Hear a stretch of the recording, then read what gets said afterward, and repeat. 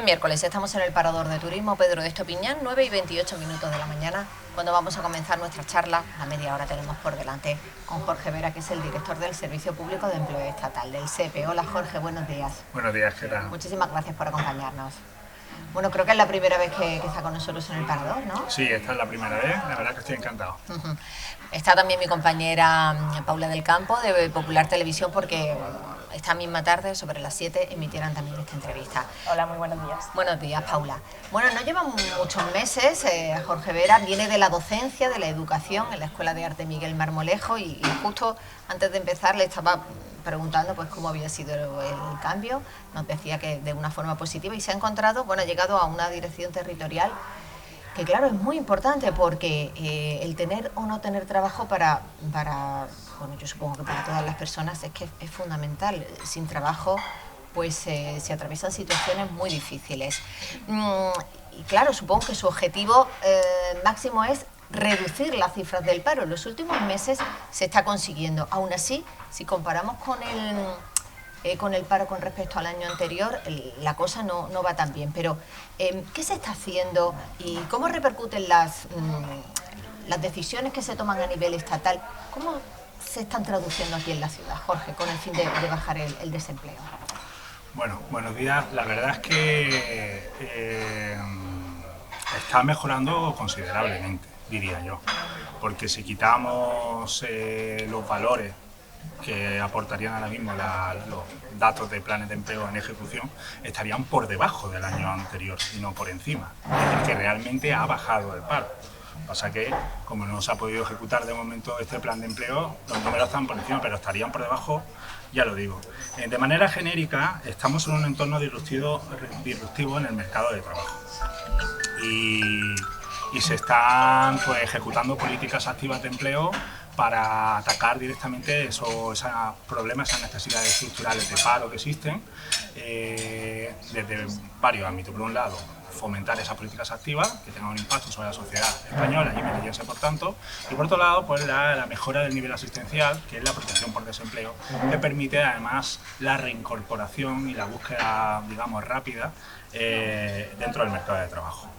Yo, para empezar, sí que me gustaría pues, poner en la palestra una serie de informes que vienen emitidos desde hace unos meses hasta ahora, digamos es lo último que tenemos, que son, digamos, pues eso, hablan sobre retos y respuestas del Sistema Nacional de Empleo ante los cambios y las transiciones, ¿no?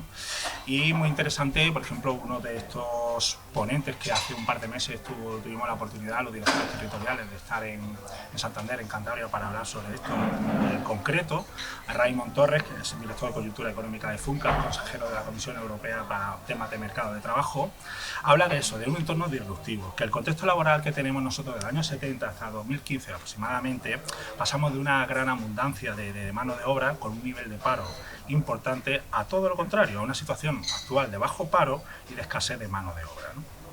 Este proceso también ha tenido un impacto sobre el cambio tecnológico, ¿no? Porque es que se ha producido en el mercado de trabajo y afecta a la necesidad de un trabajo más cualificado en detrimento de la poca cualificación, y eso conduce a mayor desigualdad.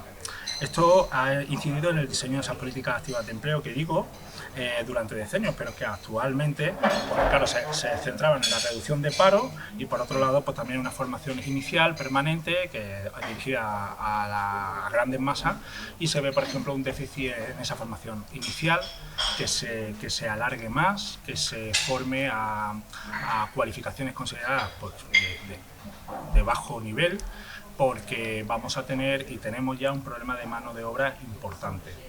Bueno, ¿qué situación nos encontramos ahora en la nueva era? O sea, con este problema de situación de escasez de mano de obra. Por poner el caso de ejemplo de España, por ejemplo, la población que está entre los 50 y 64 años, que está a pocos años de jubilarse.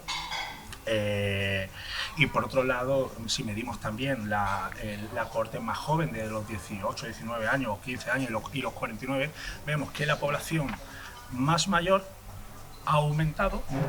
O sea, hay más de 3 millones de personas que en esas edades trabajando que en el año 2007, por ejemplo, y muchas menos jóvenes, lo que está creando no solo demográficamente, sino dentro del mercado activo, ¿no? El mercado laboral, que la pirámide también esté invertida.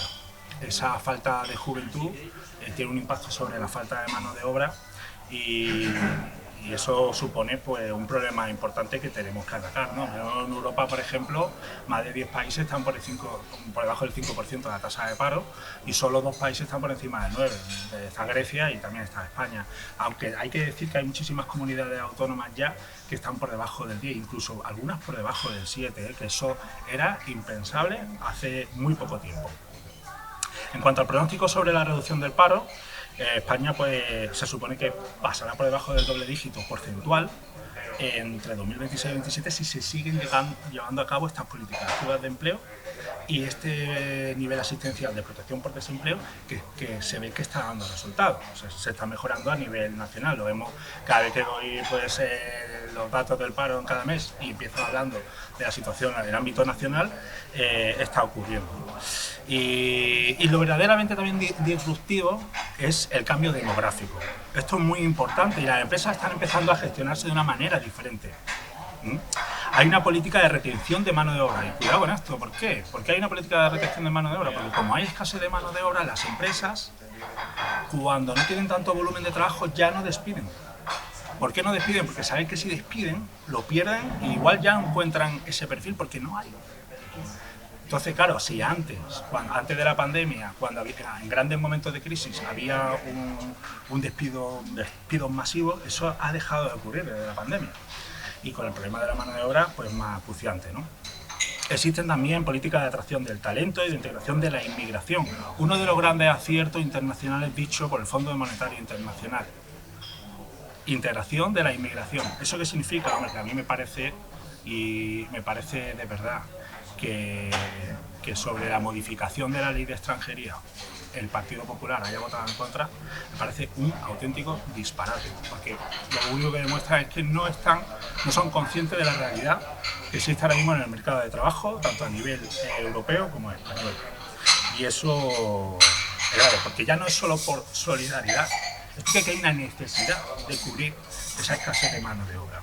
Y esa mano de obra, y se dice en estos informes, probablemente pues con la pirámide invertida dentro de la falta de juventud que hay por los bajos índices de natalidad que existen ahí, por ejemplo, en este país. En Europa se necesitarán en los próximos 30 años, hasta 2050, entre 20 y 25 millones de inmigrantes. Y si no se cubren con eso, estaremos absolutamente perdidos. O sea, no se puede solucionar de otra manera si la natalidad no es más alta. Entonces, vuelvo a repetir. Que no parece la tendencia, ¿no? Que la natalidad crezca. No parece la tendencia y ante este problema hay que dar ya soluciones. Y es que se están dando esas propuestas desde Europa. La inmigración es importantísima que llegue a nuestros países para cubrir esas necesidades dentro del mercado de trabajo. Y no apoyar eso es un auténtico disparate. Otra característica muy importante también es la organización del trabajo. ¿Y eso qué es? Pues porque el impacto que tiene pues, las nuevas tecnologías tienen su parte positiva y negativa. La positiva, pues que se pueden controlar, visualizar el trabajo que hace cada empleado. Se puede fomentar con eso los objetivos, alcanzar esos objetivos que tengan que cumplir, pero en cuanto a la parte negativa, pues también pues, los empleados sienten esa presión sobre ellos, la calidad del trabajo, y todo eso puede llevar al asentismo laboral que está ocurriendo en Europa, en unos países más que en otros, y entonces hay que tener una cierta, digamos, reciprocidad entre lo que se pretende y la gente debe estar mejor en ese sentido, ¿no? Como la presión sobre los salarios o cierta sensación de inseguridad que da por el reciclaje que necesita el empleado para la transformación verde digital de las empresas que deben. ¿Y qué necesidades, qué implicaciones tiene todo esto que yo he dicho? Pues muchas, ¿no? Por ejemplo, la necesidad y respuesta que se dan ante esto es la formación. La formación es importantísima. Una formación inicial y hacia ocupaciones de difícil cobertura y donde hace falta mano de obra, y la permanente, por supuesto, dentro de la empresa, pero también las prestaciones, no solo las prestaciones por desempleo, es decir, no solo la protección, sino la garantía salarial ante situaciones de inseguridad. ¿Y eso qué es? Pues hay que formar a los empleados continuamente, reciclarlos sin prisas, con tranquilidad, que vayan aprendiendo poco a poco y que vayan sintiendo esa seguridad dentro de esta transformación que se está dando en la empresa. Los procesos de activación, ¿eso qué significa? Pues este gobierno ha aprobado un Real Decreto 438 de 2024 sobre la cartera común de servicios y los servicios garantizados, que es una obligación que se ha dado a sí mismo el gobierno de España para atender a todos los desempleados que están en búsqueda activa de empleo y a través de sus centros que pertenecen a la red COE, centros son de formación, emprendimiento, de orientación, de innovación, pues se obliga a sí mismo el Estado a coger a estos desempleados de la mano, crearles perfilar sus currículums, subirlos a portal de empleo, crearles itinerarios de formación, es decir, cogerlos de la mano hasta que encuentren un empleo, ¿no? Y la fiscalidad también. La fiscalidad pues existe la fiscalidad sobre el trabajo y sobre el capital. Y ya el Fondo Monetario Internacional ha dicho que no está equilibrado. Existe más presión fiscal sobre el trabajo que sobre el capital y debe ser más neutro. Y por último, el diálogo social. España es uno de los países que es un ejemplo en ese sentido.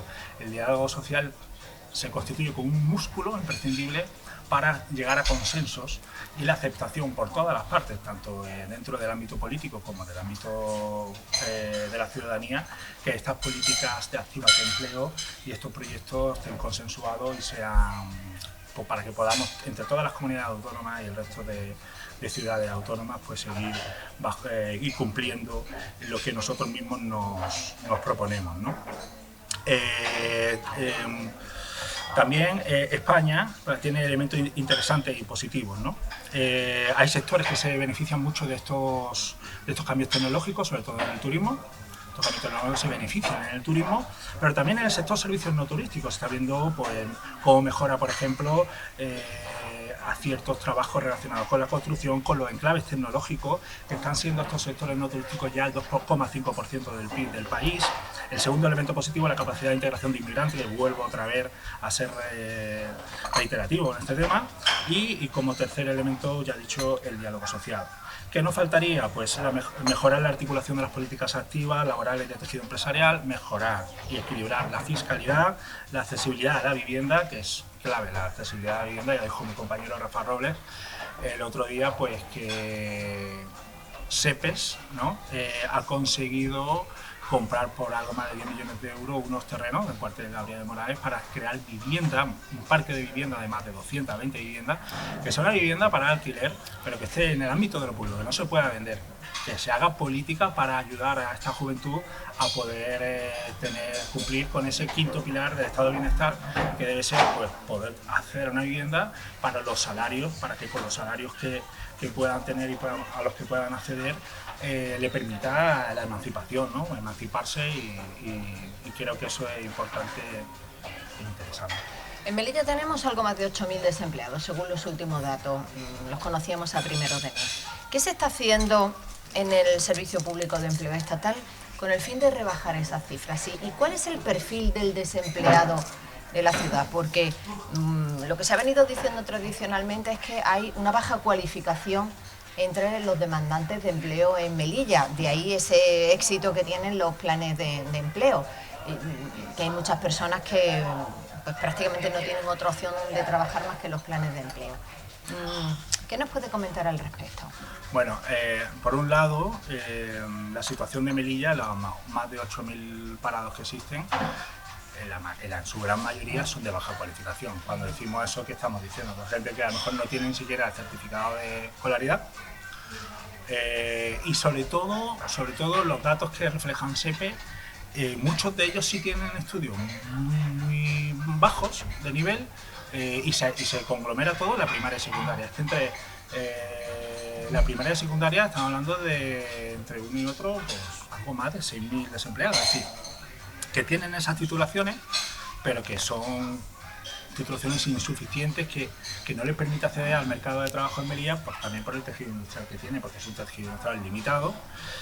¿Y qué está haciendo el gobierno? Bueno, el gobierno está está llevando a cabo una serie de medidas que nosotros ponemos en práctica aquí en la ciudad. Y si nos centramos en lo que son políticas activas, pues se hacen muchísimas cosas, ¿no? A ver, aparte de crear a través de la red COE para los desempleados un itinerario de formación, un diagnóstico competencial, un perfilado de sus currículum, en las que se da formación, cursos, se le oferta empleos, algunos tardan más, otros tardan menos, pero con ese seguimiento se consigue.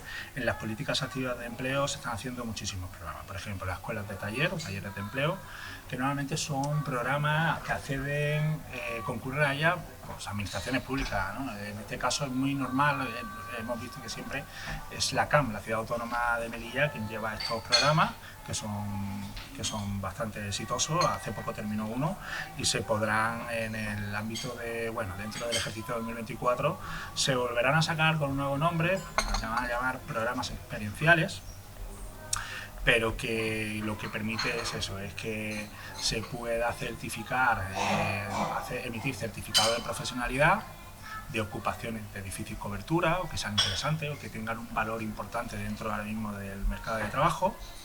También, por ejemplo, bueno, los planes de empleo, ¿no? La CAM se ha ejecutado su plan de empleo y en el 2024 pues a ver lo que tenemos, porque es verdad que con el problema de la sentencia judicial pues se buscará no solucionar esto solo, sino, como decía la delegada del Gobierno, solucionar un problema estructural. ¿Qué sentido va a tener el plan de empleo? ¿Cómo se pueden volver a configurar? Porque lo que es importante es que pueda seguir siendo un plan de empleo dirigido prioritariamente a los colectivos más vulnerables, ¿no? Formación para desempleados, damos en SEPE, eso es un programa de subvención de concurrencia competitiva en las que las entidades de formación en las próximas convocatorias tendrán que trabajárselo muy bien, porque nosotros ya tenemos ese informe de la CEME que solicité yo al llegar, en el que se le pedía las necesidades a las empresas, porque las empresas necesitaban ciertos perfiles que no se tenían para poder contratarlos, y nosotros hemos pedido esos informes con el fin de que en las próximas convocatorias subvenciones a formación para desempleados se valore mejor en los baremos aquellas ocupaciones que sean necesidades propias de la empresa melillense por encima de cualquier tipo de formación regular o poco contextualizada, ¿no? En ese sentido.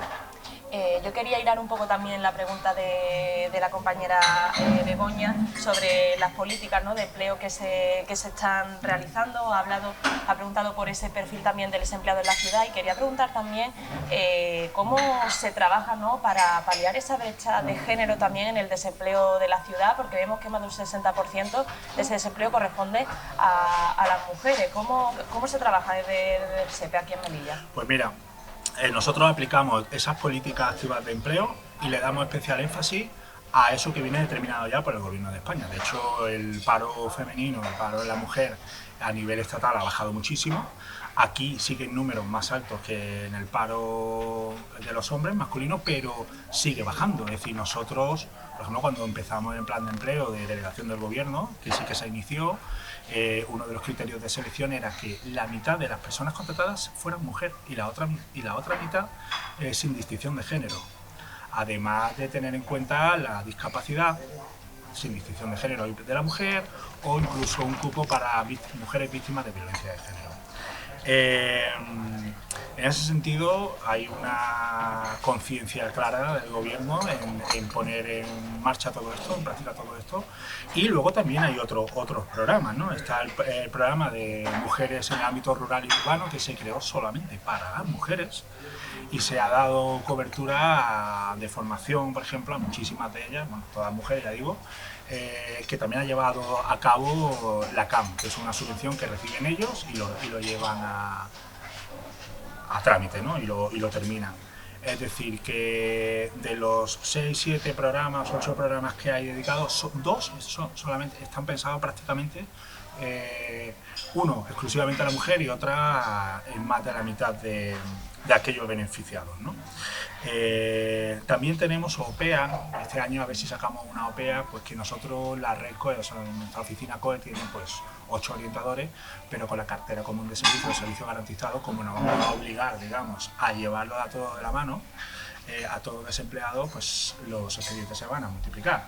Entonces, claro, hacer una PEA significa que es un programa de subvención, una convocatoria de subvención por concurrencia competitiva, por lo cual esas entidades lo que hacen, una vez que se les adjudica la subvención, se pueden contratar a 7 o 8 técnicos más que hagan ese seguimiento de itinerario de formación y completen, digamos, sea un extra y una ayuda al equipo de trabajo de la Red COE aquí en Melilla. Nosotros, por ejemplo, ya en este ejercicio 24 se ha tramitado, está funcionando una convocatoria de formación. Son creo que 7 entidades de formación las que están impartiendo ya esa formación. Se hizo una convocatoria de ONG, vamos a sacar ahora una segunda para ONG. Se ha ejecutado también un proyecto integral muy interesante porque es un programa de política activa en el que la mitad del tiempo se está en formación y la otra mitad del tiempo tiene que estar en prácticas de empresa, o incluso se pide entre un 5 y un 20% de inserción laboral. O sea, se obliga a esas entidades de formación a que luego haya cierta empleabilidad, por poca que sea, ¿no? Bastante interesante. Y luego hemos sacado 2 convocatorias. Bueno, hemos sacado una que es la para las personas con discapacidad dentro del mercado protegido, y ahora vamos a publicar la de personas con discapacidad dentro del mercado ordinario. Y también hemos sacado, bueno, esto es convocatoria abierta durante todo el año, 24-25, los programas experienciales, que es primera experiencia. Gente que tiene una titulación, que está en SEPE, que está demandando empleo y que es seleccionable para que cualquier institución, organismo público, pues a través de una selección de currículo ciego, luego pueda elegir el que más se adapta a las necesidades, ¿no? En este caso, pues sea empresa pública o administración, y también está resultando bastante bien. Para ello tienen que no haber trabajado en la administración pública los últimos 3 años y haber titulado hace poco, también en los últimos 3 años. Pero es que es un programa de primera experiencia profesional que creo que es bastante interesante. Todos estos programas se están ajustando muy mucho, creo que a las necesidades, a la respuesta que se puede dar a la ciudad de Melilla, y que aunque es de una manera lenta, es progresiva. Nosotros podemos decir claramente que el paro ha bajado en Melilla, y si se compara con el gobierno anterior, sí, se ha bajado en más de 2.000 personas, 2.200 personas, y esos son datos, y nosotros solo nos movemos con datos, y es una cosa que se puede demostrar. Así que en ese sentido son muchas también las mejoras que se llevan desde el gobierno central, Desde el gobierno central estamos hablando de que se han hecho desde que entró este gobierno una nueva ley de empleo del año 23, la reforma laboral que está reduciendo la temporalidad y el descenso del paro estructural, reforma de las pensiones, varias leyes en materia de violencia de género e igualdad, de memoria democrática, de paridad, eutanasia, trabajo a distancia, reducción de la temporalidad y de nuevo ley de educación con la nueva reforma de la formación profesional y ley de enseñanza artística, ley trans, LGTBI, ley animal, subida de salario mínimo interprofesional, ley de derecho a la vivienda, rebaja del IVA, es decir, un sinfín de reformas para acabar con la brecha de género, la simplificación de los contratos, la modernización de las políticas activas de empleo, simplificación y mejora del nivel asistencial, que eso es lo último que trataremos luego, y la digitalización de las empresas. Se han hecho en el componente 23, en el capítulo de inversiones, dirigido al empleo joven, de la mujer, transición verde digital y demográfica, generación de un tejido económico inclusivo sostenible, apoyo a colectivos vulnerables, que hace una rebaja del IRPF hasta los 20.000 euros de sueldo anual y hasta los 27.000 euros una aportación de 200 euros en ese tramo, el ingreso mínimo vital, empleo para colectivos vulnerables a través de políticas activas de empleo y, como he dicho, ya la cartera común de servicios y el nivel asistencial. En Melilla ha llegado el Plan Integral de Desarrollo Socioeconómico a hacer desembolsar más de 350 millones de euros para la ciudad de Melilla en el periodo de 2022 a 2026. Se ha hecho cambio de categoría del aeropuerto de OC a 3C. Centro COE en SEPE, que era importante.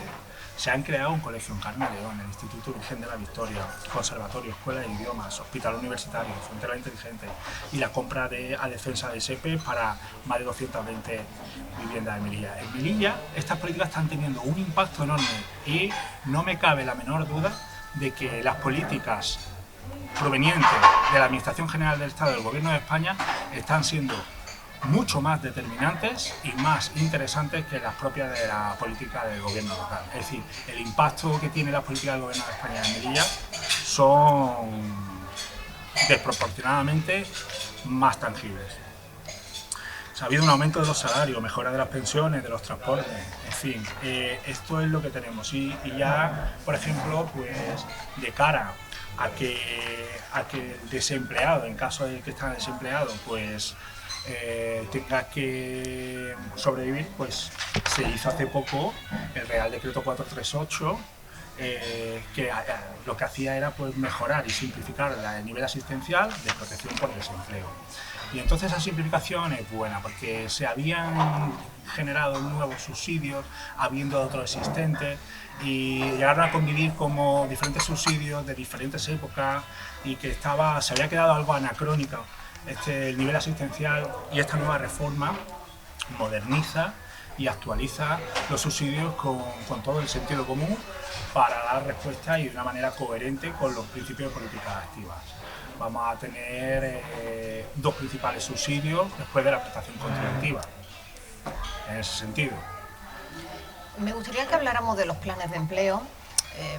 Ya nos decía en la última comparecencia, cuando ofrecía los datos del paro a principios de mes, que no hay novedades significativas, que están pendientes de unos informes. ¿Cuándo se puede saber algo? Porque hay alrededor de 1000 personas. Y esto es un tema que está utilizando el Partido Popular machaconamente, pues recriminándoles que 11 millones de euros no se están invirtiendo en la ciudad y 1000 personas, aproximadamente algo más, no están trabajando. ¿Cuándo se puede saber algo? Y si se va a aprovechar para hacer algún tipo de modificación para los planes de empleo, que casi que uno dice planes de empleo y piensa pan para hoy, hambre para mañana, porque en un principio se pensaron también para que tuvieran después una formación las personas que se beneficiaran de ellos, y parece que eso no, ni con este gobierno ni con el anterior, se ha terminado de conseguir. Estamos en un momento complicado en eso, porque, a ver, aquí ha habido dos maneras de enfrentar esta situación.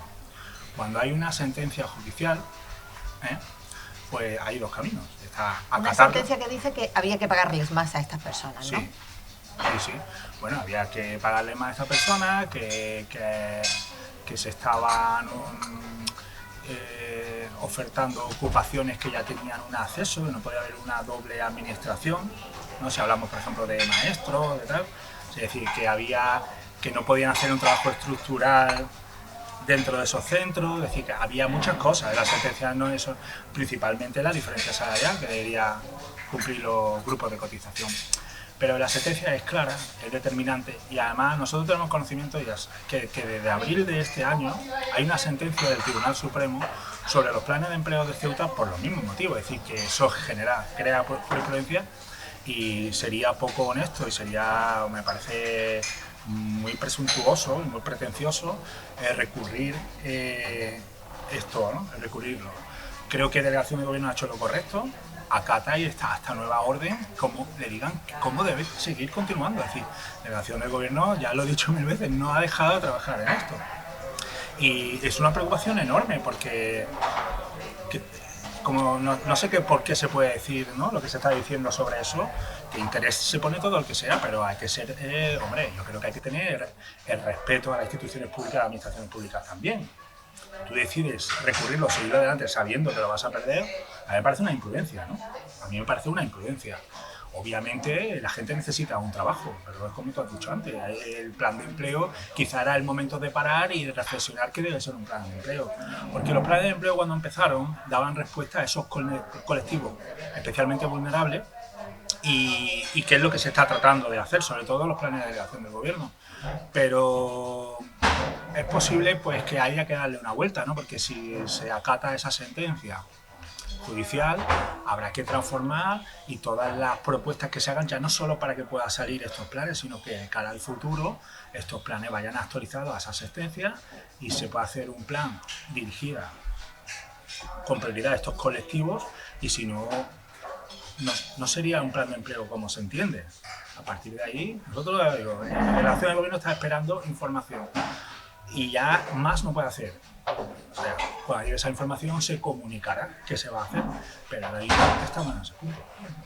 Yo quería preguntarnos, ya que ha comentado de que habría que darle una vuelta, así se ha hecho saber y se prevé que el próximo plan de empleo, cuando salga, tenga unos parámetros diferentes al fin y al cabo. Sí, a ver, lo que creo que es innegociable Lo que creo que es innegociable, y ahí no hay nada que diga ninguna sentencia, nada, es que deban ir dirigidos prioritariamente hacia los colectivos más vulnerables.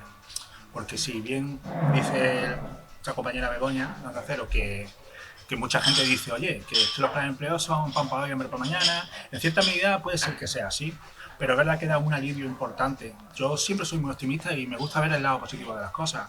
Para mucha gente es una primera experiencia, para otra gente es generar experiencia de cada posible futuras oposiciones en las que ya tenga un tiempo computable en un baremo. Es decir, que hay cosas positivas y luego hay pues gente que vive de los planes de empleo pero sin plan de futuro, ¿no? Esa quizá es la parte más negativa de los planes de empleo. Ahí es cuando se dice normalmente, es que es pan para hoy, hambre para mañana, pero en los demás no creo, en los demás supuestos no.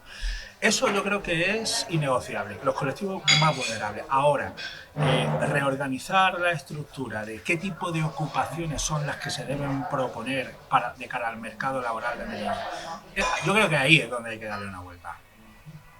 Pero claro, eso tampoco lo voy a determinar yo. Yo seré una voz más dentro de ese equipo de trabajo y eso habrá que verlo con todas las partes implicadas, los ministerios implicados de Política Territorial y Memoria Democrática, el Ministerio de Trabajo y en todo caso me imagino que la CAM y la delegación del Gobierno como parte empleadora, digamos, de estos planes. Independientemente de lo que vaya a pasar con los planes de empleo y el hecho de que incluso haya personas que se inscriban y que se hayan inscrito tradicionalmente en el Servicio Público de Empleo Estatal porque solo aspira a trabajar en planes de empleo, ahí hay un dinero que no está llegando a la ciudad. ¿Eso puede llegar por otra vía o porque estamos hablando de 11 millones de euros que al final no se está moviendo? Sí, no se está, a ver. No está circulando. Pero nada de eso te puedo contestar porque realmente hasta que no lleguen los informes de la Abogacía General del Estado y es que eso es el principal informe. Luego ya la fiscalización de eso, de lo que se puede hacer viene detrás, pero es importante que la Abogacía General dé una solución y en torno a esos informes nos darán las pistas, los caminos seguramente por los que deberemos andar para configurar esos nuevos planes de empleo. Jorge, ¿y en Ceuta qué está pasando? Porque todo esto se adelantó en Ceuta, de hecho... Ellos van por delante. Claro, ellos van por delante. ¿Cómo lo han solventado en Ceuta? Ellos ahora mismo tengo conocimiento de que están preparando el plan de empleo 2024 nuevo. A nosotros nos va a servir de pista, no va a ser porque, claro, nos va a servir de pista, pero no será igual. Porque hay que entender que aunque Ceuta y Melilla son dos ciudades autónomas que están en el norte de África, son ciudades diferentes dentro del mercado de trabajo, no tienen las mismas necesidades, tienen cosas muy parecidas, tienen aspectos mejorables muy parecidos, pero luego tienen un tejido empresarial diferente, ellos están muy conectados con la península, están muy cerca. Aquello parece más una provincia de Andalucía que nosotros, es verdad que esa situación geográfica nos tiene un poco más mermado en ese sentido. Pues poco más nos queda porque hemos consumido todo nuestro tiempo. Sí quería brevemente hablar un poco de la oficina en Melilla. ¿Cómo están en cuanto a personal? Ahora que estamos hablando todo el rato de empleo. ¿Es suficiente la cantidad de personas que trabajan en el Servicio Público de Empleo Estatal? ¿Están en marcha las oficinas que se presentaron en el Ánfora, Jorge? Sí. Efectivamente, bueno, pues la oficina de SP siempre hay necesidades, ¿no? Yo creo que quien pueda decir que tiene todo cubierto, hay vacantes que no se cubren, pero bueno, tenemos una plantilla de unas 53 personas y aunque no están todas cubiertas, nos da para sacar todo el trabajo adelante, es decir, que eso de quejarse, yo sé que, pero no, hay que trabajar con lo que se tiene, creo que funciona muy bien, hay un equipo muy profesional, con buen ambiente de trabajo, se están sacando muchísimas cosas, el centro que COE, que es el que está en el Ánfora, está funcionando muy bien, ya lleva algo más de un año, ahora se está empezando ya a cargar de trabajo, ¿no? Exponencialmente se están llevando y se están gestionando más actividades que antes y a partir del 1 de noviembre con los servicios garantizados pues estarán a tope. Nosotros por eso, bueno, en ese sentido estamos muy contentos, está funcionando bien y espero que en el año 2024 Podamos sacar en este segundo semestre muchísimos programas y mejorar muchísimos más los datos. Muy bien, pues iremos dando la información al respecto. Hemos estado hablando con Jorge Vera, con el director del Servicio Público de Empleo Estatal. Muchísimas gracias por habernos acompañado. Mucha suerte. Muchas gracias. Y aquí ya ponemos el punto final al programa. Enseguida, el informativo local. Que pasen una feliz jornada.